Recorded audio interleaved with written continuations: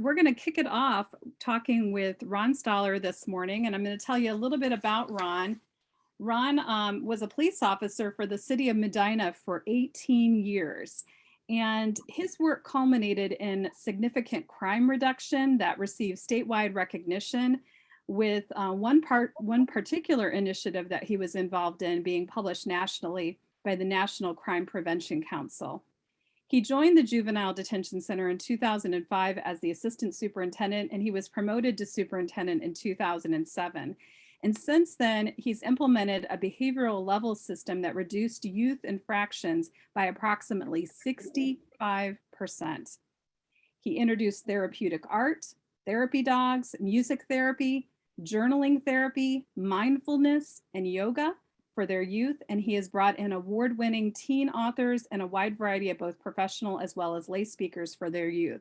So you can see why we invited Ron to talk today. Ron, I understand you have a story you'd like to kick us off with this morning. I do, and thank you, Colleen, and hello to everyone. Some faces I know, you're familiar, others I don't, but welcome to everyone. I appreciate that you have an interest in what we do. So what I want to share with you here is initially several years ago, well, 2014 and 15 to be exact, we had a young man, a troubled young man, who had been detained in our building 4 or 5 times over that 2-ish year period, and 16 years old. And every one of his detainments, he was, I'll just say it, he was a problem.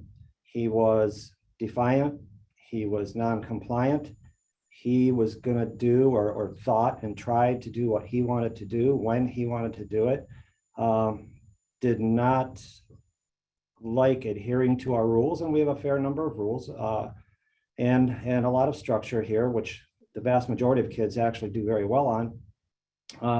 But he was just a problem every single day. And so he was regularly receiving a lot of verbal warnings as well as then written warnings. And all this information goes to the court, and that plays into how the court proceeds with each young man and young lady that end up in our building.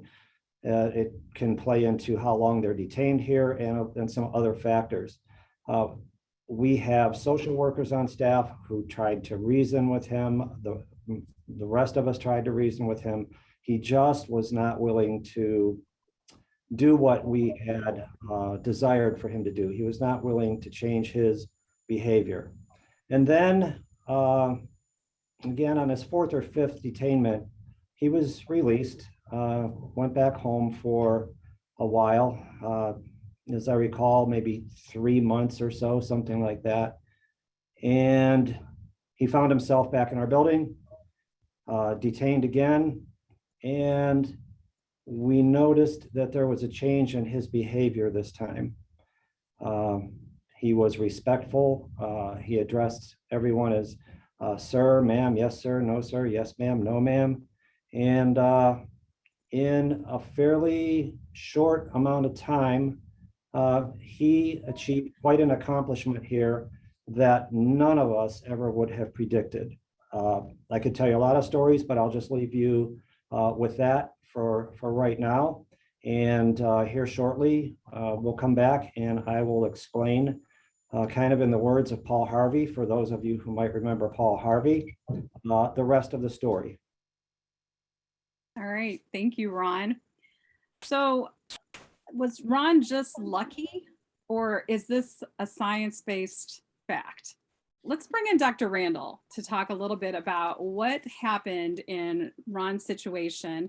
So I'm going to invite Dr. Randall over here. We're going to go ahead and put her on the spotlight also. Dr. Randall began her career at The Ohio State University as a veterinarian, working with companion animals in a practice that was primarily dairy cattle. She then built the Cloverleaf Animal Hospital in Westfield Center. She gained extensive experience as a board certified specialist in companion animals, while also establishing herself as a respected dog trainer. Using the science of positive reinforcement, Linda is setting a new standard for how to raise, engage, and work with animals.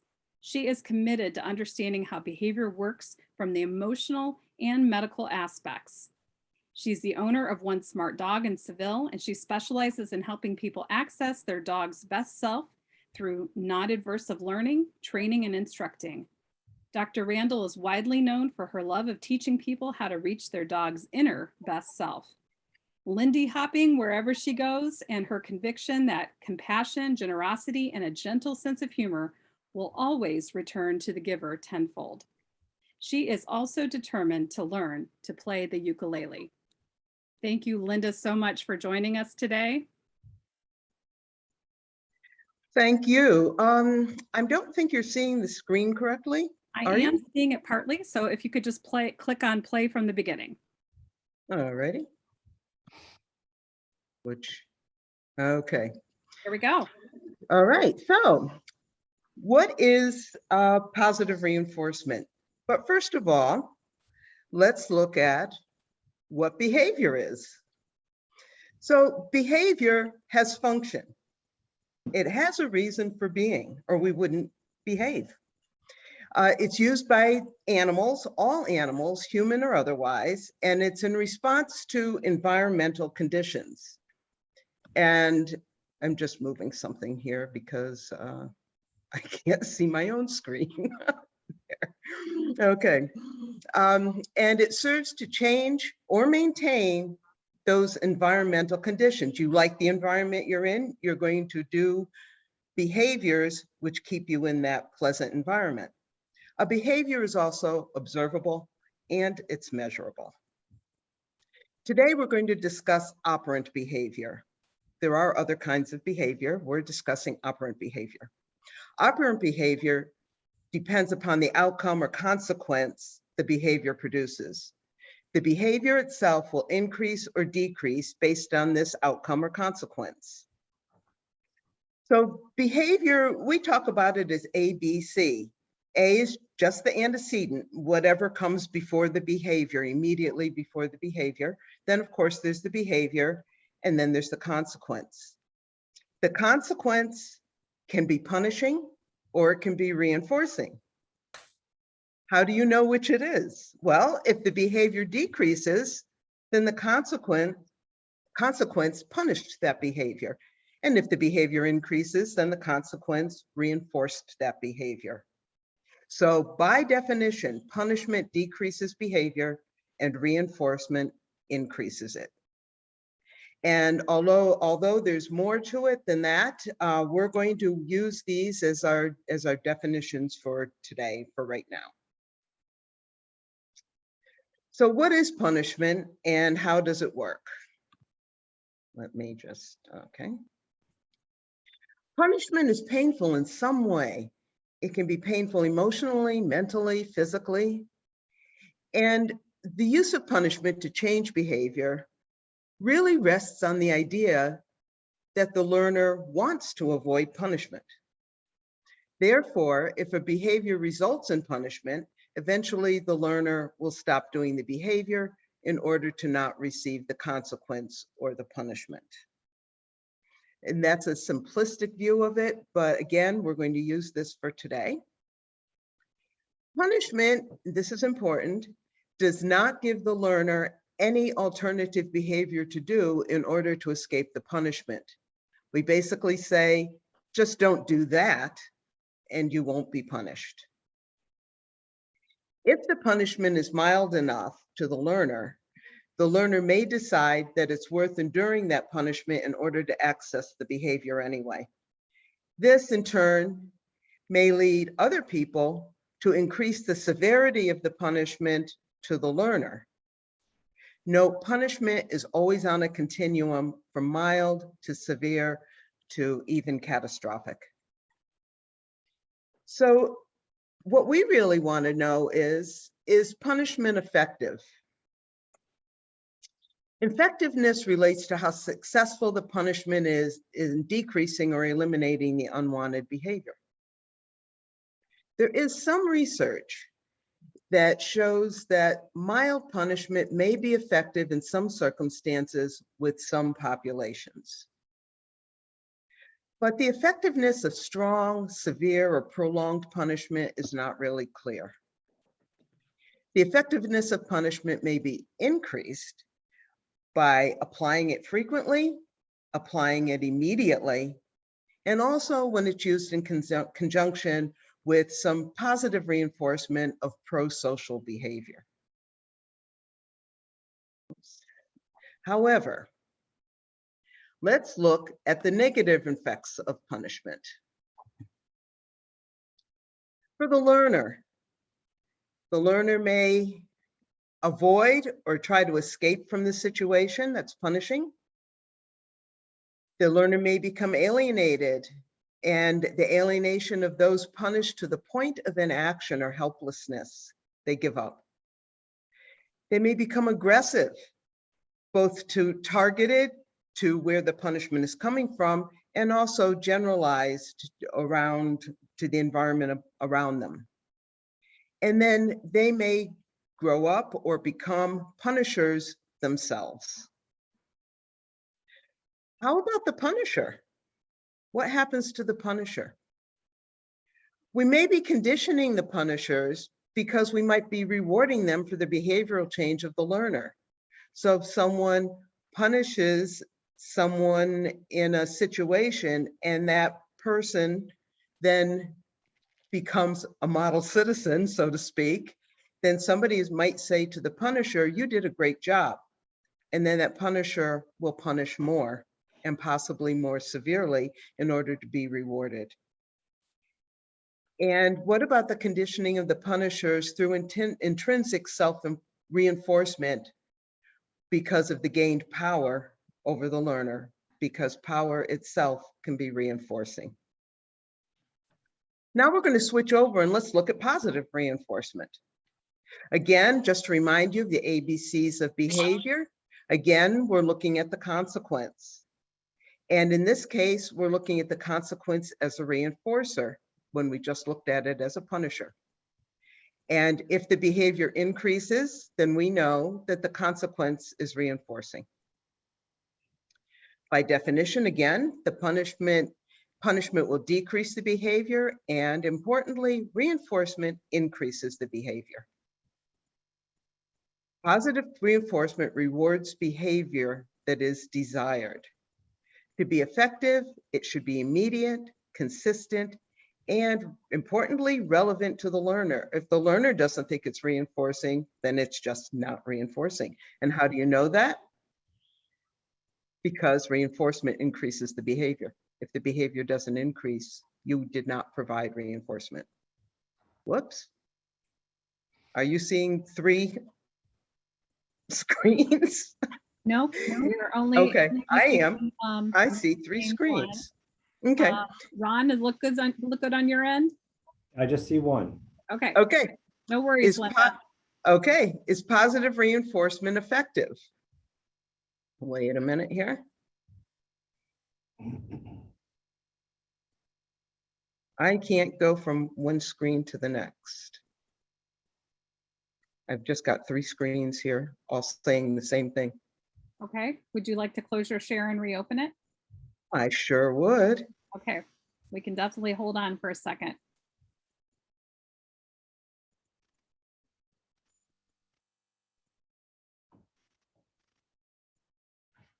I'm just going to say, my screen is saying there is a problem. It's got a big stop, and Zoom is just.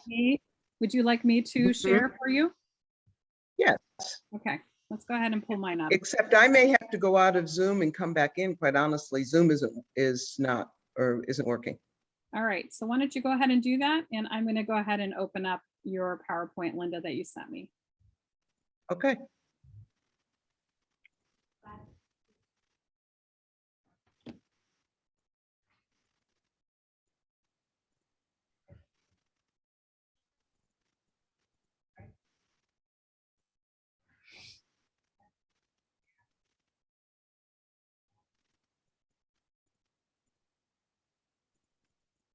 I'm very sorry.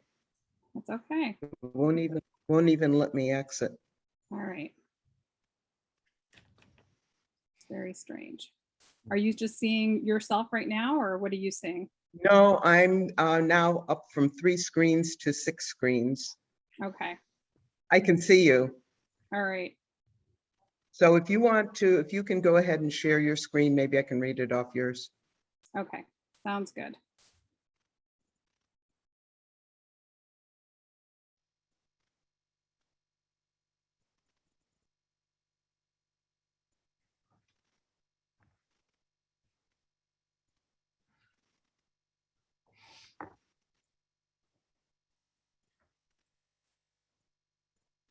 Is punishment effective? We did that one, right? Which screen did we land on, Linda? Linda? I think she's out right now. I think she is out too, so I'm going to go ahead and remove her, so maybe that'll help her. Okay. All right, Ron, let's go ahead and move to the JDC's move from negative to positive reinforcement techniques. We're going to go ahead and move to your discussion, and then we're going to circle back to Linda when she comes back. Just so everyone knows, we did get online with Linda earlier today. She did say she was having some computer problems, so we knew this might happen today. I'm doing our best to mitigate. So thank you, Ron. Yeah, okay. So a few minutes ago, you heard the story of this young man who really did a 180-degree turnaround with his behavior, which is always refreshing here when that happens with kids. And so the question is, what happened? What happened between his most prior detainment, and then he comes back into our building, and now he is behaving. Let me tell you the story of what we did here. So many years ago, 2007 or 8, I started thinking that maybe we could do better here for our kids than what we were doing, and wondered what might we be able to do to improve the behavior of the kids while they're with us, and to help them overall just in life. And so I did some research, starting with the thought that the belief that the most powerful thing we can do to change people's behavior, whether you're talking minors or adults, is positive reinforcement. I had remembered reading that before, and so I started thinking about it, doing some research, and kind of got enough where I was there at a point where I thought we are going to change the culture here from what I had termed a consequence-based environment to an incentive/reward-based environment. The mindset when I had started here, I had come from the Medina Police Department as a police officer, which Colleen mentioned earlier. So I had no background, no education, no experience in corrections or detention whatsoever. So I had a lot to learn when I came here. But the culture was such that we are going to have so many consequences for the kids that they are not going to ever want to come back in this building. That was from a previous administration. And I mean, it just doesn't work. For most people, you cannot incarcerate the undesirable behavior out of them by just punishment or making things difficult. Now, I want to say it's important that there was no mistreatment, so please be clear there. No youth have ever been mistreated here, to my knowledge, and hopefully certainly not during my tenure here. But lots of rules and a lot of consequences. Those consequences, of course, were negative. So I finally got to a point where I thought we were going to change the environment here back again, as I said, to incentive and reward based. So I got finally prepared, and I went to the one person in our building I thought would be safe and in favor. She would be supportive, and that was our social worker at the time. And I laid it out, and she loved it. She said, "Yes, Ron, let's do it. We have to do this." I said, "Okay, great." And I went back to my office and I thought about it some more, and I thought, this consequence-based culture is so ingrained in the staff here. I don't think I can make this happen. And I chickened out. If I'm being honest, I'm just telling you, I chickened out. I thought, okay, they'll run me out of the building. We can't make this big of a change. So I tabled it. But the thought would keep coming back to me, I think we can do better for our kids. I think we can improve their behavior. So finally, so then fast forward to 2014, I'm not all that bright. I'm a slow learner. It takes me some time often. So in 2014, I just decided we're going to do it. And I will deal with whatever consequences from staff come my way. And if they run me out of the building, they're running me out of the building, but we're going to change things here, or at least going to try. So I did some more research, and then I gave some thought to some staff members who I thought might be at least willing to entertain the idea, as well as staff members who I knew would be totally against the idea.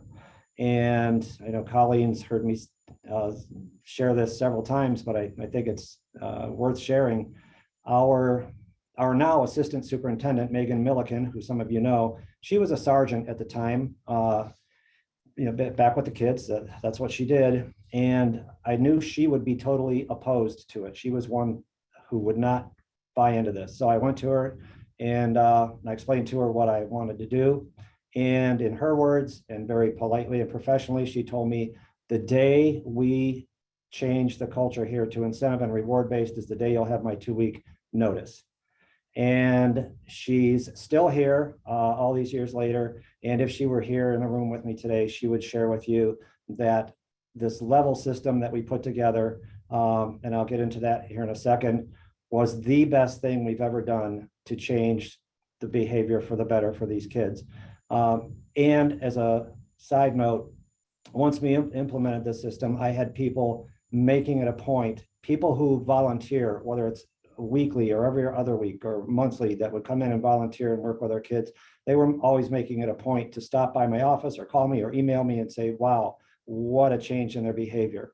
Colleen mentioned that rule violations went down about 65% after we implemented the level system, and that has maintained all these years later. So go back to, we're putting this level system together. It took us several months. I had this committee, and it seemed to me that over time, people started, even those who were completely opposed, at least started to not be as vocal about their opposition to it. They were willing to, I think, entertain the possibility somewhat. So after putting this level system together, where we're rewarding kids for positive behavior, where they earn privileges that they previously had were not able to do, we put that this level system into place in October of 2015. And it's probably a bit of an exaggeration, but not all that much really, to say that just about overnight, we saw a change in the behavior of the kids, change for the better. And back to the young man I started with, he had come in for his 5th or 6th detainment right after we had implemented the level system. And we noticed, as I said, his behavior had changed, and we're like, what is going on with him? This is not him. And we have 4 levels in our level system. All the kids that come in at level 1, all their basic needs are met. They're given everything they need. When they earn level 2, which is going 7 days without any rule violations, it's automatic. They just are moved to level 2. Then they can receive some additional privileges, and I'll name several of those here shortly. After another 7-day period, but at that time it was actually 14 days, but we've modified that now to 7 days. Anyway, back then, after another 14 days of no rule violations, you go to level 3 and you have additional privileges. Level 4 is called our honoree level. Most correctional settings call those folks either stewards or trustees, most trustees. I just like the word honor, and so we just went with honoree for the highest level. For that level, our kids actually have to fill out an application with several thought-provoking questions. They need to answer those questions honestly and thoroughly. And if they've done that, we will put them at honoree level. They wear a different color uniform, An honoree for us is all about being a role model for everyone else in the building. Not only the other kids, but for everyone else in the building, including me. So that's what we focus on at the honoree level. So this young man made it to level 3 as quickly as one could then, which was that 3-week period of no rule violations. This was unheard of. I have to stress that again. He received rule violations probably every day on all of his prior detainments. He made it to level 3. And so I was really curious what was going on. So I went back and got him and I asked him, and I was very direct. I said, you know what you've been like in the past. What happened? What's going on here that you suddenly are behaving yourself? You're respectful, you're abiding by our rules. And here's what he told me. He said, well, my mom and dad have always told me I'd never be successful at anything. And this time I came in and I saw this system and I thought, well, I'll at least give it a try. That really hit me hard. I was like, wow, good for you. You proved mom and dad wrong. And he behaved himself his entire detainment with us. He was then released at some point and we've never seen him again. Now, I'm not claiming that our level system changed his life. I don't know what happened with him, but it certainly changed his life for the short term, if not the long term. Again, we don't know, but it did, or it impacted him for sure while he was with us. I mentioned that I would list just a few of the rewards that the kids can earn. Things such as extra phone calls home during the week, access to an extra book in their cell. They can earn, we have one night a week where they can earn the privilege of watching a movie, and we have popcorn that we provide for them. They can order extra commissary items. For us, most of the commissary items are like snack type items, but also included in the commissary items are things like chapstick, I'll call it real shampoo as opposed to institutional type shampoo or deodorant, hygiene items like that, mouthwash. They can earn the privilege of having a picture in their cell of a family member, to include a pet, and extra pillow. There are probably, I'm missing probably 15 other items. We have a pretty wide variety of things that they can earn. So it has worked very well for us. And one example that we use frequently to kind of show what a change in the behavior overall we've experienced through this level system is, prior to the level system, it was commonplace for kids to flood their cells almost every day or every other day, 2 or 3 times a week, whatever. Sometimes several kids would flood their cells in a day. And so staff was spending a lot of time cleaning up the mess. Things that might be on the floor would often be damaged. And since we implemented this level system, which will now be 6 years ago next month, we've had no more than 2 cell floodings total in 6 years, from several a week after week, month after month, to 2 in just under 6 years. We find that pretty profound, actually. It has worked very well for us, and we have tweaked it. I think I mentioned that we've tweaked it over the years, and hopefully have improved the level system.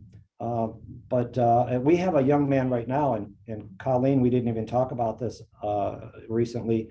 We have a young man in here right now who's been with us a while, probably a couple of months, and he's been in here before. He also has been problematic, defiant, non-compliant. And just 3 weeks ago, or I'm sorry, just last Saturday, he became level 3. And I had a discussion with him midweek last week, and I asked him what's going on, why the change. He's going to be with us until January. So he still has a stay. And we had all talked, wow, he's going to be with us till January. He's always a problem. You know, well, we'll deal with it.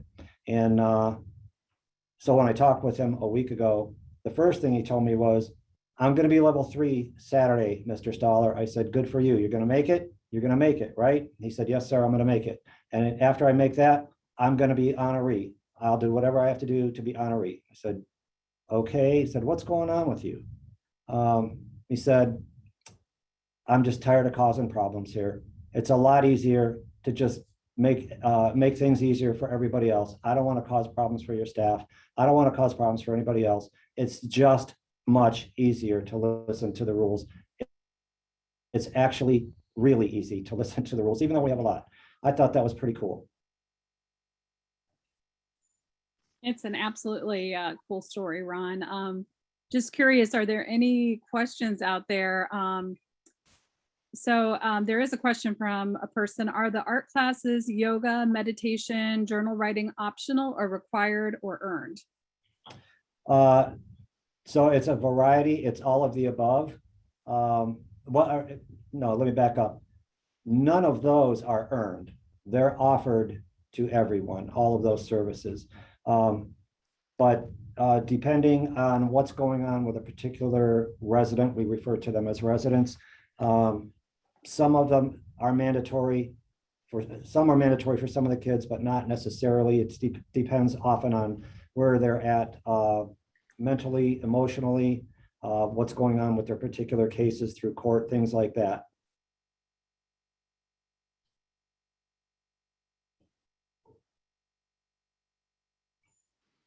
Do you track future success of some of the young people that have gone through your system? Is it improved? That's a great question. We've had that before. We don't, no, we don't track it. It's hard to, because once they age out of our system, once they become 18 years of age, once the juvenile court is done with them, they go on with their lives. We do know that some end up in the county jail next door. So I'm not trying to purport that we are changing every person's life, every young person's life who comes in here. That would be foolish of me to do that. What I will tell you is I get cards and letters from former residents, often years later, saying thank you for having listened, thank you for encouraging me, things like that. I don't know how well you can see this hummingbird portrait or canvas just above and behind me. That was a gift from a young lady 2 years ago, very artistically talented. She just showed up here one day after a release. She has not been back since, by the way. And that was her thank you to me for just listening to her and encouraging her. Some of the other art pieces behind me are from other kids. I have others in my office here. So between that and some of the cards and letters that we get, we do know that we're having an impact because they specifically mention this building and the services that we've done. And if I have another minute, Colleen, I'll share one more quick story that I think you've heard before. This was a few years ago. We had a young man in here. His name was Frankie. When I was on the police department, I had arrested both of his parents a number of times. The family is extremely dysfunctional. So when I came here from the police department, I was not surprised to find that Frankie ended up in our building a few times. This was all before our level system. But finally, Frankie turned 18, aged out of the system. And I will always remember this. It was January of 3 or 4 years ago, January. I'm out of the building. I return from a meeting and I pull in the parking lot and there's a bicycle right in front of our entryway. And there's snow on the ground. And it's about 10 degrees out. And I thought, who rode a bicycle in the snow in 10-degree weather? I walk in the lobby. It's Frankie. Frankie was now 19 years old. It had been quite some time since we had seen him. And he told us that he rode his bike here to thank us. He said, you are my family. You guys did so much for me. I just wanted to thank you all. I said, you rode your bike here to tell us that in the middle of winter? Yes, sir. I said, where did you ride from? Rittman. He rode his bicycle from Rittman to Medina in 10-degree weather to thank us for what we did. That, I think some of us probably teared up a little bit at that. And so I just wanted to share that as well. We do our best to help the kids. That's a great story, Ron. We do have Dr. Randall on with us by phone at this point. But I have a question from Joel is, what is your wish list for the juvenile center? Oh, my number one wish for this building would actually be, it's big. I would love to add a good size room where a multi-purpose, multi-function type room that we could put the kids in for some of the services that we offer, such as the therapeutic art, music therapy. We're starting poetry therapy or therapeutic poetry this Saturday, a 12-week cycle with someone who is going to come in and volunteer her time to do poetry with our kids. Dance therapy also. We have a dance therapist who wants to come in here.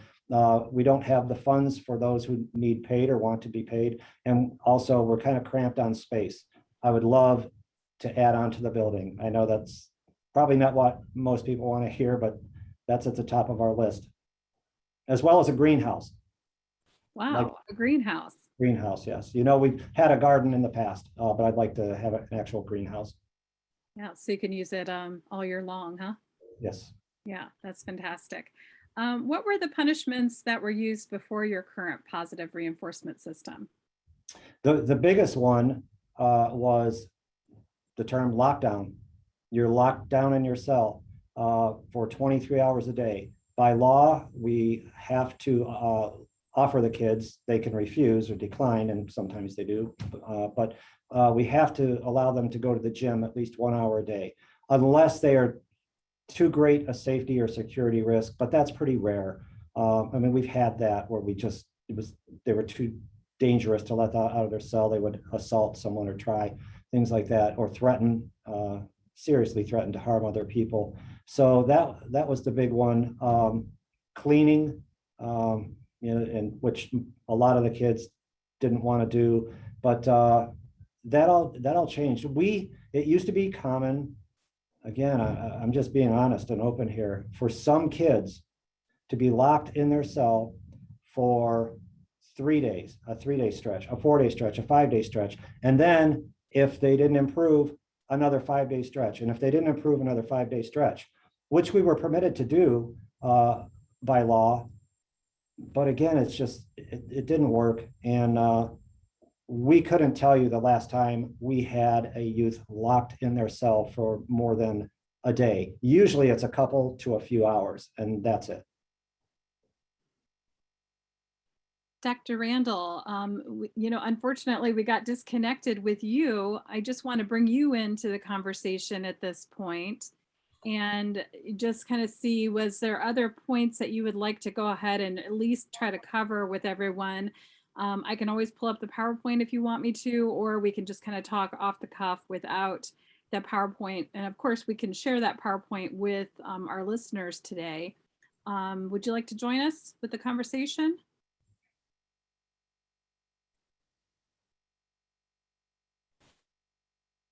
I know she's on here, but she's on mute, it looks like.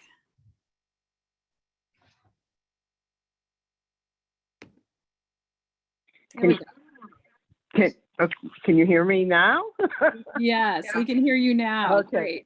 Great. Okay. Well, I think I'm going to start talking, but if you go to slide 9, Okay. that's where I left off, and I can pick up where Ron left off, because the slide says, is positive reinforcement effective? And I think Ron has already answered that question. So let's look at it more as, why is it effective? Effectiveness relates to how successful the reinforcement is in maintaining or increasing the desired behavior. And it depends on how tailored to the learner the reinforcement is, which is something Ron does a great job with. And the presentation of the reinforcement, so the attitude of the person doing the reinforcing, the atmosphere in which it's offered, can also matter as much as the reinforcement itself, and it will depend upon the learner and the circumstance. So when a behavior is first being encouraged, it should be on as continuous a reinforcement schedule as possible.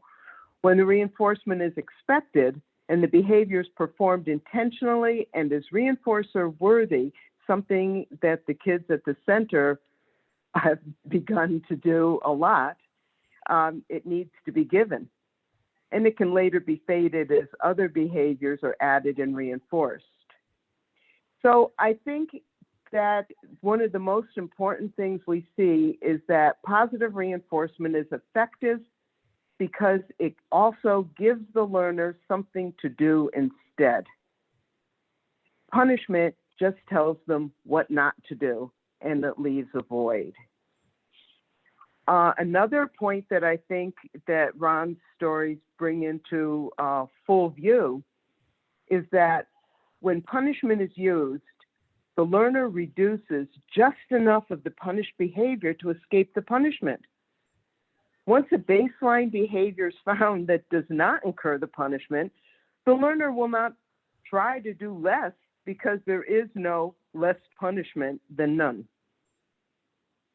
So think about that for a minute, because when positive reinforcement is used, the learner often independently offers more of the behavior in order to get the reinforcer. They often escalate the behavior, change it, reinvent it, or try new behaviors to get even more reinforcement, because there can always be more or better reinforcers. So the important point here is that positive reinforcement works because it increases a desired behavior, and it also provides the learner with an alternative behavior that will be rewarded. So I also want to just touch on, is effectiveness enough? Because there are people who will say, well, punishment works. They stop doing the behavior. But it's a resounding no. Effectiveness is not enough. We also want to not only be effective, but be humane and ethical for the learners, for the caretakers, the teachers, the professionals. And so the use of the Lima principle, which is the least intrusive method available on the behavior intervention scale, should be our guideline. And as part of the federal guidelines, also known as the least restrictive behavior intervention in 1997. We want to encourage the learner to learn first that there is a choice. And in many learners, especially traumatized learners, recognizing there is a choice is a reinforceable moment in and of itself. They've gone through life thinking they don't have a choice but to react the way they do. And so even if they make the undesired choice, if they know that there is a choice, that can get reinforced. This empowers the learners to begin to take responsibility for making choices. And then we reinforce the really small behaviors that lead to whatever our goal behavior is. We slice these behaviors really thin, we don't lump them together, and then we increase the criterion which will get the reinforcement. There's a chart that's used for the least invasive or least intrusive effective intervention, and above that, you get into punishment. And there you have to be really, really careful, as I've discussed earlier. And so I'm just briefly going to say, remember adverse childhood experiences, which would quickly be abuse, neglect, a family member who's depressed or diagnosed with mental illness, who is addicted, who is in prison, witnessing a mother being abused, divorce, or death.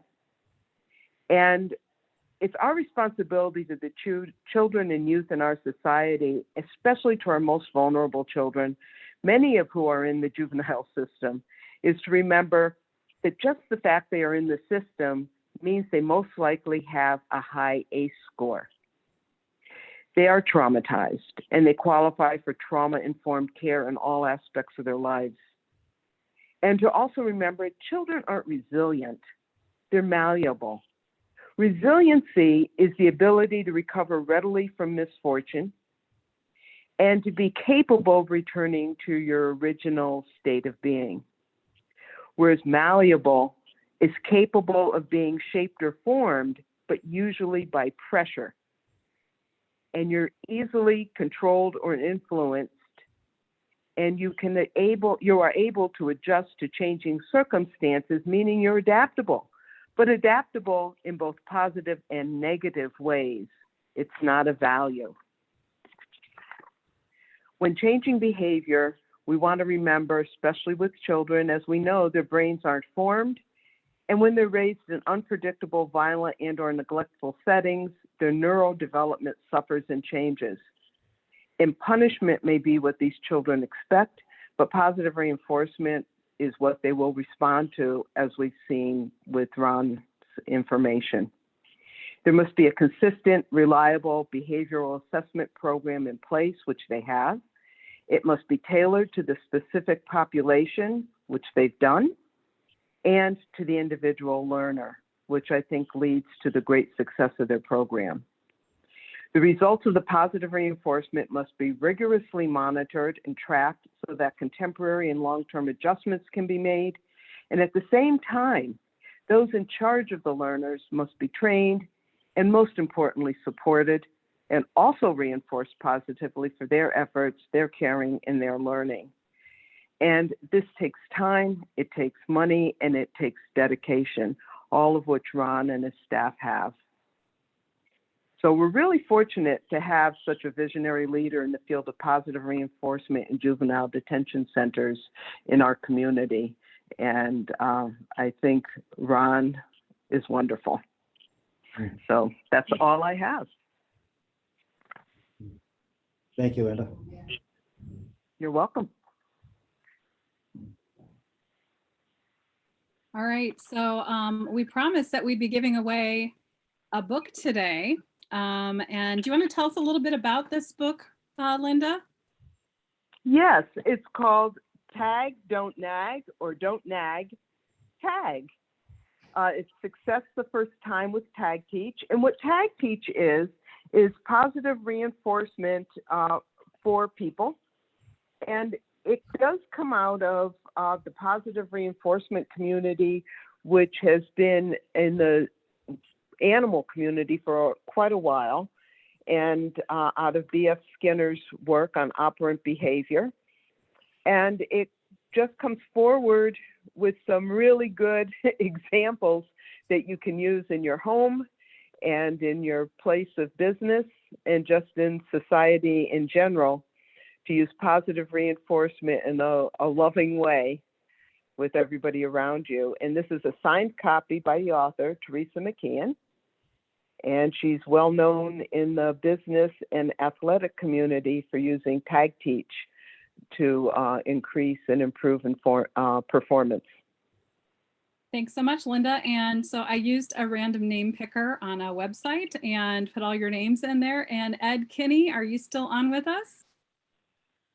Chief Kenny? Yeah, I'm here. All right, you are the winner of the signed copy of the book. Right. So congratulations. I had to check if you were still really here because you have to stay the whole time to be an official winner at Leadership Medina County events. So we're glad that you tuned in today and that you'll get this new resource. But of course, this resource is also available online. You can also get it from your local library. I believe it should be available there that you can also check it out. Let's take some other questions here. Joel has a question, and I think you may have already touched on this, Linda, but is there ever a situation where negative reinforcement or punishment is more appropriate than positive reinforcement? Well, first, let's go back to the least intrusive principle. If there is a situation that one feels that one should to go to the negative, you have to make sure first that you have gone through the whole roadmap, so to speak, before you get there. That doesn't stop, but there's a line at differential reinforcement. So you've made sure that they're healthy. You've arranged the antecedents, the beginning, to encourage other behaviors or for the behavior you want to happen. You've reinforced positively, and you've given a differential reinforcement. You've given them another behavior that can be reinforced, and this is important, that serves the same function as the original behavior. It's not just any behavior that you pull out that says, well, I'm going to reinforce this instead of that. It has to be something that serves a similar function to what they were getting emotionally, perhaps, from the original behavior. At that point, you can start looking at positive punishment and negative reinforcement. But you really want to know what you're doing with that because it has so much fallout. And well-trained individuals can use it, but it should be so rare that you get that far. Thank you, Linda. Any other questions out there as we close this up? It could be for Ron, for Linda. Type them in the comment box. Let us know here. Our next, I do want to let you know, our next session is going to be on September 28th, which is next Tuesday at noon. That will also be on Zoom. We are going to be talking about human trafficking in Medina County with Bailey Ewing, and I hope that you'll all join us for that. That is a free program, again, offered through these lunch and learns that we're doing over September and October. And I want to thank our board member, Lee Pickler, for the idea. He did a great job of getting this idea together and our team working on getting the speakers and everything set up for you. Colleen, may I add something? Yeah, Ron, go ahead. Okay, so if you're not aware, this Thursday, this week, the 23rd, from 3 p.m. till 6 p.m., we are having our annual art event. It's called the Art Experience out at Blue Heron Brewery and Event Center. And we will have on display art that our kids have created over the past year. There will be pieces up for silent auction or donation, and all proceeds go back into a specific account that permits us to continue to provide the therapeutic art for our kids. A matter of fact, here in an hour, I'll be doing an art project with the kids myself.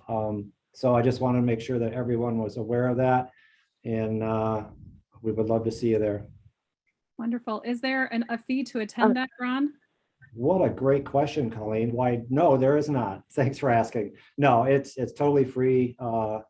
Beer and wine cash bar is available, and the art. But we'd just love to see you come out, get to know you if we don't know you, and say hi if we do. Great. Linda, were you going to say something? I was. Only thing I was going to say is that if anybody would like some resources to look into the art of positive reinforcement more, they can let me know. I'm going to put something up with Leadership Medina County with some of the basics and then some of the deep dives, because I think the deep dives can sometimes give us some of the answers that we want. Great. Now that's a great place to end today. So thank you so much, Dr. Randall. Thank you, Superintendent Stoller. We're looking forward to the art show on Thursday, and I'll be there. So I hope to see some of you there at that event. And I hope that you have a wonderful Tuesday afternoon, everyone. Goodbye. Thank you. Thank you.